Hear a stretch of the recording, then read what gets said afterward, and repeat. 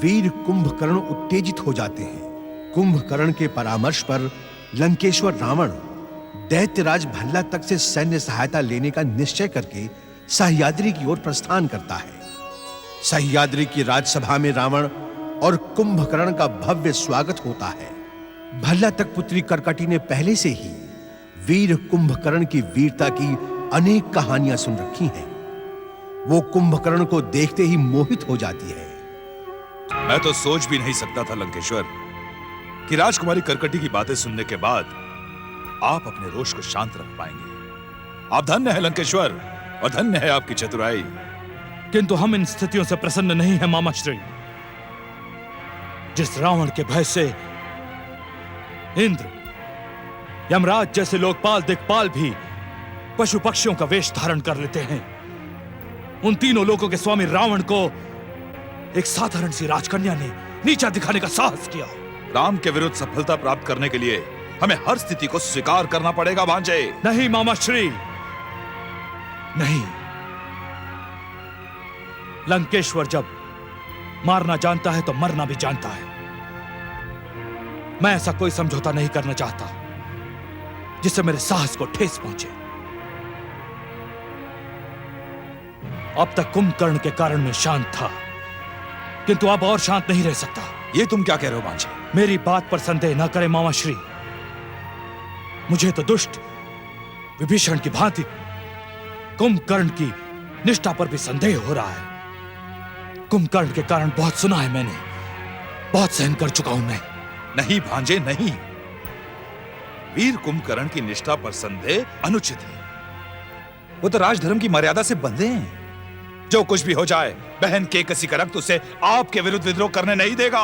किंतु वही रक्त विभीषण के भीतर भी तो है। उसने तो हमारे विरुद्ध जाने का दुस्साहस किया है, विद्रोह किया हमारे विरुद्ध। शत्रु की चरण सेवा करके हमें नीचा दिखाने का दुस्साहस किया उसने। अवश्य भांजे अवश्य, क्योंकि विभीषण के भीतर आपके पिता ऋषि विशर्वा के संस्कार और भक्ति भावना बचपन से अधिक प्रभावी रहे हैं। वीर कुंभकर्ण तो आपके लिए अपने प्राणों की आहुति भी दे सकता है। अब तक तो ऐसा ही हुआ है। कुंभकर्ण की प्रचंड शक्ति के कारण ही रावण का विजय ध्वज तीनों लोकों में फहराया है। पर आज न जाने इस कुंभकर्ण को क्या हो गया है। न जाने किस कारण वो गंभीर और चिंतित रहता है। लंकेश्वर, हमें कुंभकर्ण के साथ बैठकर इस विषय पर चर्चा करनी चाहिए।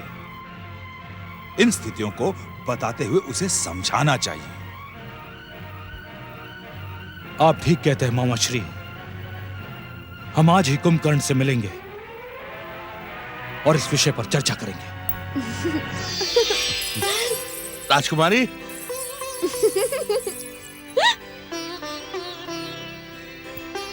राजकुमारी कहाँ हैं आप? कहाँ चली गई? कुंभकर्ण, लंकेश्वर रावण, आप यहां? महाराज भल्ला तक, आपने अभी तक हमें अपनी चिंता के विषय में नहीं बताया। हमारी चिंता का कारण तो आप समझ ही गए होंगे।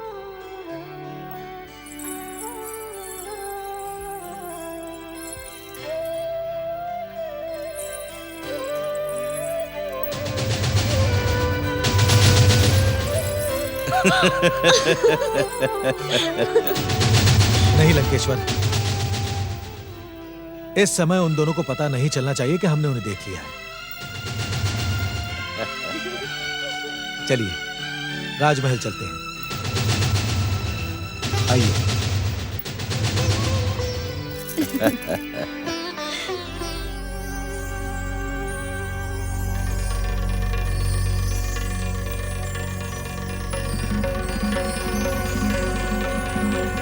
ये कुंभकर्ण ने मुझे किस चिंता में उलझा दिया। उधर लंका में वनवासी राम की जंगली सेनाएं उपद्रव मचा रही होंगी, और इधर ये मूर्ख कुंभकर्ण प्रेम के गीत गा रहा है। मुझे किसी भी प्रकार कुंभकर्ण को रोकना होगा। नारायण नारायण। लंकेश्वर, रोकने से प्रेम की निर्मल गंगा रुकती नहीं। वैसे आप मेरी बात मानने वाले तो हैं नहीं, प्रयास करके देख लें। परम प्रेम की शक्ति के सम्मुख आपको परास्त होना ही होगा लंकेश्वर। देव ऋषि, आप यहां? नारायण नारायण लंकेश्वर, भगवान भोलेनाथ की कृपा से हम यहां ही नहीं कहीं भी आ जा सकते हैं। आपके मन का और कुंभकर्ण के हृदय का समाचार भी बता सकते हैं, युद्ध की सूचना और लंका की दुर्दशा भी बता सकते हैं। आप बताएं लंकेश्वर, आप क्या सुनना चाहते हैं? इस समय मेरा मन खिन्न है देवर्षि। मन की इस खिन्नता के दोषी स्वयं आप हैं लंकेश्वर। महालक्ष्मी स्वरूपा जगत जननी माता सीता का अपहरण करके स्वयं आपने इस खिन्नता को निमंत्रित किया है। अब वीरवर कुंभकर्ण को दोष देने से क्या लाभ होगा? नारायण नारायण, कभी न कभी ऊंट को पहाड़ के नीचे आना ही पड़ता है। नारद, मैं तुम्हारी व्यर्थ बातें नहीं सुनना चाहता। जैसे आए हो वैसे ही चले जाओ यहां से। नारायण नारायण लंकेश्वर, मैं यहाँ रहने भी तो नहीं आया हूँ, परंतु हाँ, जाने से पहले इतना अवश्य बताता जाऊं कि बीतते हुए हर क्षण के साथ मर्यादा पुरुषोत्तम श्री राम की सेना के सामने लंका की कीर्ति ध्वस्त होती जा रही है। अभी भी समय है, अपनी भूल को पहचानो, परिस्थिति को पहचानो और अपनी भूल को सुधारने का प्रयास करो। भूल मैंने नहीं, मर्यादा का ढोंग करने वाले वनवासी राम ने की थी। मेरी प्रिय बहन शूर्पणखा के नाक कान काटकर उसने रावण के स्वाभिमान को ललकारा है। नारायण नारायण लंकेश्वर, यदि समय रहते शूर्पणखा की भूल को देख लिया होता तो आज इन स्थितियों का सामना न करना पड़ता। स्थितियां चाहे जितनी भी विपरीत हो जाएं, पर परिणाम रावण के ही पक्ष में होगा नारद। नारायण नारायण, समय सदा एक सा नहीं होता केकसी नंदन, और इस समय श्री राम से अधिक कुंभकर्ण ने तुम्हें चिंता में डाल दिया है। नारायण नारायण, इस चिंता के अंत का एक ही उपाय है लंकेश्वर, कुंभकर्ण और कर्कटी का विवाह। असंभव देव ऋषि, यह समय युद्ध का है, विवाह की बेला का नहीं। नारायण नारायण लंकेश्वर, फिर भी मैं कहूंगा प्रयास करके तो देख लो। ये कुंभकर्ण कठोरता या सरलता से मानने वाला है नहीं। फिर नारायण नारायण, ओम नमः शिवाय। ये आप क्या कह रहे हैं लंकेश्वर? क्या मैं राजकुमारी कर्कटी की वर्षों की तपस्या और निर्मल प्रेम को ठुकरा कर चला जाऊं? क्या राजकुमारी कर्कटी के साथ यह अन्याय नहीं होगा? न्याय और अन्याय पर विचार वहां किया जाता है जहां आपसी संबंध हो। संबंधों की दुहाई मुझे ना दे लंकेश्वर। मैंने दृढ़ निश्चय कर लिया है कि मैं राजकुमारी कर्कटी के साथ विवाह करके ही यहां से जाऊंगा। ये कैसी मूर्खता की बातें कर रहे हो तुम? क्या तुम्हारी बुद्धि भ्रमित हो गई है, या उस कर्कटी ने तंत्र मंत्र से तुम्हारी बुद्धि को कीलित कर दिया है? वहां लंका युद्ध की भीषणता से चल रही है और तुम ब्याह रचाने की बात कर रहे हो। लंका की रक्षा के लिए युवराज मेघनाद की शक्ति पर आपको कोई संदेह नहीं, और लंका की आड़ में आप मेरे इस प्रस्ताव को ठुकराए ना भ्राता श्री।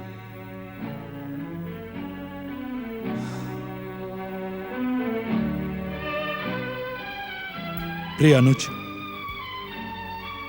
मेरे भाई, मैं समझ गया तुम्हें कर्कटी से प्रेम हो गया है, और तुम्हारे प्रेम के बीच में आने का मुझे कोई अधिकार नहीं। अब तक तुम्हें रोकना मेरी भूल थी। अब तुम जैसा चाहोगे हम वैसा ही करेंगे। किंतु हां, इससे पहले कि तुम अपनी बात कहो, हम तुम्हें एक सुझाव अवश्य देना चाहते हैं। अवश्य भैया, अवश्य। बड़े होने के नाते आपको सुझाव नहीं, आदेश देने का अधिकार है। कहिए, इस दास के लिए क्या आज्ञा है? कुंभकर्ण, स्त्री और पुरुष और स्त्री एक दूसरे के लिए ही बने हैं। जिस संसार में हम रहते हैं उसमें स्त्री और पुरुषों के लिए कई मर्यादाएं हैं, कई परंपराएं हैं। मैं जानता हूं लंकेश्वर, स्त्री और पुरुष के बीच सबसे सफल मर्यादा और परंपरा का नाम है विवाह। मैं तुम्हें विवाह का परामर्श नहीं दे रहा हूं कुंभकर्ण। मैं तुम्हें ऐसा मार्ग बताने जा रहा हूं जिससे तुम्हारी इच्छा भी पूर्ण हो जाए और हम भी शीघ्र, अतिशीघ्र लंका पहुंच जाएं। ऐसा कौन सा उपाय है लंकेश्वर? क्या ये उपाय धर्म सम्मत है? धर्म? धर्म तो वीरों की इच्छा पर निर्भर करता है। क्या तुम इस सत्य को अस्वीकार कर सकते हो कि हमने अपनी इसी बाहुबल से कट्टरता के साथ धर्म का पालन करने वाले अनेक ऋषि मुनियों को राक्षस जाति में दीक्षित किया है? जब वो ऋषि मुनि मृत्यु के भय से धर्म का त्याग कर सकते हैं, तो फिर धर्म की स्थिरता पर प्रश्न क्यों? जीवन की विवशता और मृत्यु का भय धर्मांतरण तो करवा सकता है, परंतु ये धर्मांतरण ना तो नैतिक है और ना ही मर्यादित। आपको ये जानकर आश्चर्य होगा लंकेश्वर कि मृत्यु के भय से राक्षस जाति की दीक्षा पाने वाले ऋषि मुनि राक्षस होकर भी वैदिक नियमों का पालन कर रहे हैं। दुर्भाग्य है लंकेश्वर, ना तो वो वैदिक नियमों का पालन कर सके और ना ही पूर्ण रूप से राक्षस बन सके। बस आधे अधूरे में लटक कर रह गया है उनका जीवन। मैं तुमसे वाद विवाद नहीं करना चाहता कुंभकर्ण। बातों और समस्याओं के चक्रव्यूह में उलझे रहना मेरा भी स्वभाव नहीं है लंकेश्वर। मैं अपना प्रस्ताव आपके समक्ष रख चुका हूं। तुम्हारे प्रस्ताव पर जो निर्णय मैं सुनाने जा रहा हूं, उसे ध्यान से सुनो कुंभकर्ण। मेरी बात राक्षस जाति के अनुकूल होने के साथ साथ धर्म सम्मत भी है। इस संसार में विवाह की 8 रीतियां हैं: ब्रह्म, देव, आर्ष, प्रजापति, असुर, गंधर्व, राक्षस और पिशाच। इनमें से आप मुझे किस रीत का पालन करने की आज्ञा देना चाहते हैं? उसी रीति की कुंभकर्ण जो वीरों को प्रिय है, जिसे पाने और करने में राजा महाराजा को आनंद प्राप्त होता है। अर्थात अपनी प्रचंड वीरता का प्रदर्शन करते हुए तुम राजकुमारी कर्कटी के साथ बलात्कार पूर्वक समागम करो। परंतु ये तो पिशाच रीति है। वैदिक नियम और राक्षस जाति विवाह की इस परंपरा को मान्यता नहीं देते। पर परंपरा मानते हैं। हाँ, यह भी एक विवशता है भैया। आप जैसे समर्थ और शक्तिशाली को कोई दोष देने का साहस नहीं कर सकता। इसी कारण पिशाच रीत के विवाह को परंपरा मान लिया गया है। परंतु यह अन्याय है भैया, अन्याय। नारी की भावनाओं के प्रति अत्याचार है और कुंभकर्ण इस अत्याचार को कभी स्वीकार नहीं कर सकता। भ्राताश्री कुंभकर्ण! बस भैया रावण, बस। अब मैं आपसे इस विषय में कुछ सुनना नहीं चाहता। हाँ, एक बात पूछना अवश्य चाहता हूं। महाराज, मैं जब भाभी श्री मंदोदरी के विवाह का प्रस्ताव लेकर आपके पास आए थे, तब आपने पिशाच रीति पर विचार क्यों नहीं किया था? हाँ?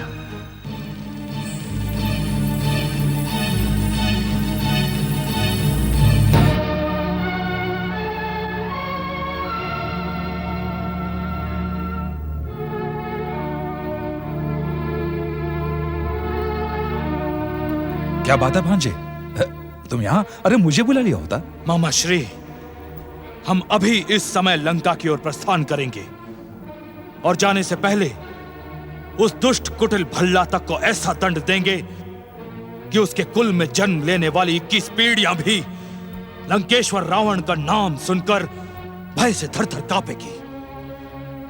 भांजे, अचानक रोष का कारण? रोष का कारण है कुंभकर्ण, जो यहां आकर उस भल्लातक की पुत्री कर्कटी के प्रेम जाल में उलझ गया है। ये तुम क्या कह रहे हो भांजे?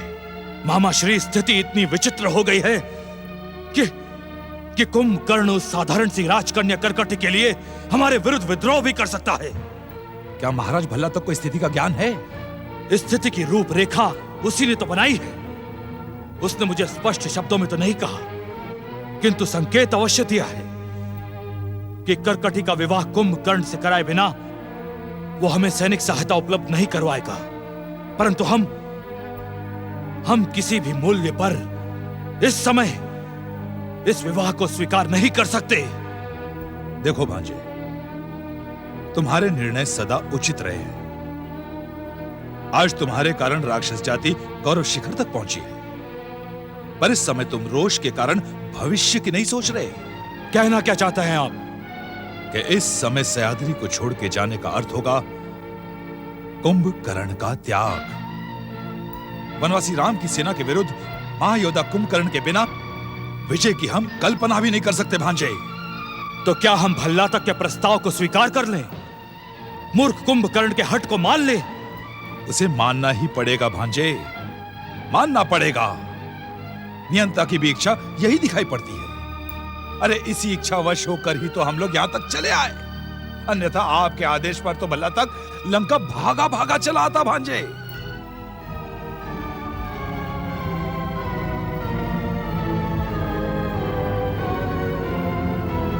लंकेश्वर, इस सच को स्वीकार करो कि कुंभकर्ण तुम्हारा प्रिय भाई है। उसके हठ का मान रखकर तुम उसे राम के विरुद्ध अपनी इच्छा अनुसार लड़ा सकते हो भांजे, इच्छा अनुसार। आप ठीक कह रहे हैं मामा श्री। इस समय रोष और उत्तेजना को भुलाकर युद्ध नीति अनुसार ही आगे बढ़ना होगा। अर्थात आप सरलता से इस विवाह प्रस्ताव को स्वीकार नहीं करेंगे, हैं? पुत्री कर्कटी, स्थितियों से हमें आभास तो हो चुका है, फिर भी पिता का हृदय पुत्री के मन की बात को जानना चाहता है। क्या मैं लंकेश्वर रावण के सामने तुम्हारे और कुंभकर्ण के विवाह का प्रस्ताव रखूं?